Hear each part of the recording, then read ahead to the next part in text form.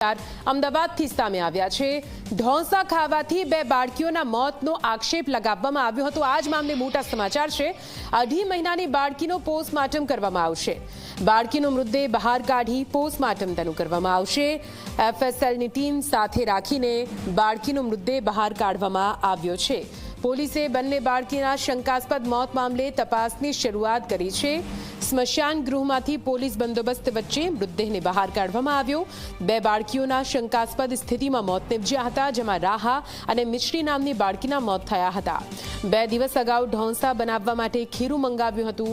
ઘનશ્યામ ડેરીમાંથી ઢોંસા બનાવવા માટેનું આ ખીરું મંગાવવામાં આવ્યું હતું અને ખીરામાંથી ઢોંસા બનાવીને ખાધા બાદ સવારે બધાને ઉલટી થઈ। ઢોંસા ખાધા બાદ પરિવારની તબિયત લથડી। પરિવારની 2 બાળકીઓના મોત અને માતા પિતાની સ્થિતિ ગંભીર। 2 બાળકીઓના શંકાસ્પદ સ્થિતિમાં મોત થયા છે, જેમાં રાહા અને મિશ્રી નામની બાળકીના મૃત્યુ થયા।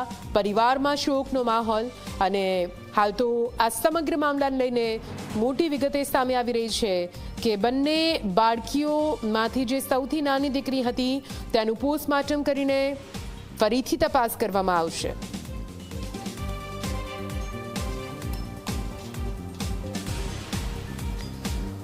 તો સૌથી મોટો સવાલ એ થતો હતો કે આખરે શું આ જે ઢોંસા ખાધા બાદ ફૂડ પોઈઝનિંગની અસરની વાત હતી, આ શક્યતા વ્યક્ત કરવામાં આવી હતી અને આ જ વિશે વધુ માહિતી સાથે અમારા સંવાદદાતા ઉદય જોડાઈ ગયા છે। ઉદય, સીધા આપની પાસે આવીશું। શંકાની વચ્ચે હાલ સૌથી મોટો સવાલ એ છે કે શું ઢોંસા ખાવાથી કે બગડેલું ખીરું ખાવાથી કોઈનું મોત થઈ શકે ખરા? આ કિસ્સો સામે આવ્યો, ઘણા બધા સવાલો છે। સવાલોની વચ્ચે હવે આગળ એફએસએલ શું કરી રહી છે, કેવી રીતે પૂરી પ્રક્રિયા હાથ ધરાશે?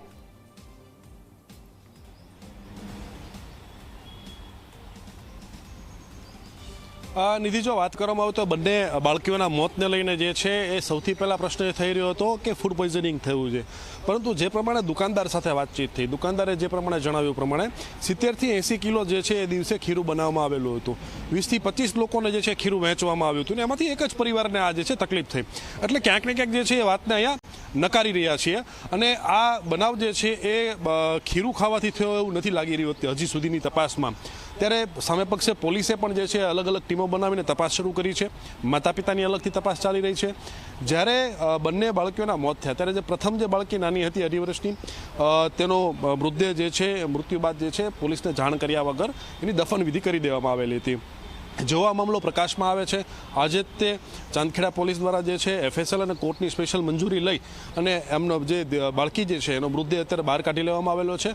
હવે એને પીએમ અર્થે મોકલવામાં આવશે, એના બોડીના અલગ અલગ સેમ્પલિંગ જે છે લેવામાં આવશે, જેને એફએસએલમાં મોકલવામાં આવશે અને વિસેરા રિપોર્ટ જેને કહેવામાં આવે છે, એટલે એક ડિટેલિંગમાં કયા ઓર્ગેનની અંદર કેવા પ્રકારનું દ્રવ્ય પડેલું છે, કોઈ ઝેર છે કે નહીં, શેના કારણે મોત થયું છે, કયો ઓર્ગન પહેલાં ફેલ થયું હતું, આ ડિટેલિંગ રિપોર્ટ જે છે એ એફએસએલમાં હવે કરાવવામાં આવશે અને એનો રિપોર્ટ આવ્યા બાદ જે છે એ સ્પષ્ટ થઈ શકશે કે આખરે બંને બાળકીઓના મોત જે છે એ શેના કારણે થયા છે। બીજા પક્ષે માતા પિતા જે છે એના બ્લડના સેમ્પલ પણ લેવામાં આવેલા છે, તેનું પણ અત્યારે પરીક્ષણ ચાલી રહ્યું છે। તો આખરે મૃત્યુ જે છે એ આ 4 વ્યક્તિઓ પૈકીના 2 વ્યક્તિના મૃત્યુ થઈ જાય, 2 વ્યક્તિ માતા પિતાની તબિયત લથડે છે, તો એવું કયું કારણ છે જેના કારણે આ વસ્તુ બની હતી? શું કોઈ વસ્તુ એમાં ઉમેરવામાં આવી હતી ખીરુંની અંદર? શું કોઈ કેમિકલ, કોઈ ઝેર જે છે ઉમેરવામાં આવેલું હતું?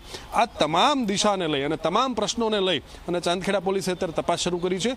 તપાસ જે છે એના નિષ્કર્ષ સુધી હજી પોલીસ નથી પહોંચી, કારણ કે ક્યાંક ને ક્યાંક જે છે એક મેડિકલ પુરાવા એકત્રિત કરવાના હોય છે, મેડિકલ માહિતી એકત્રિત કરવાની હોય છે, જેને એક સમય લાગી જતો હોય છે।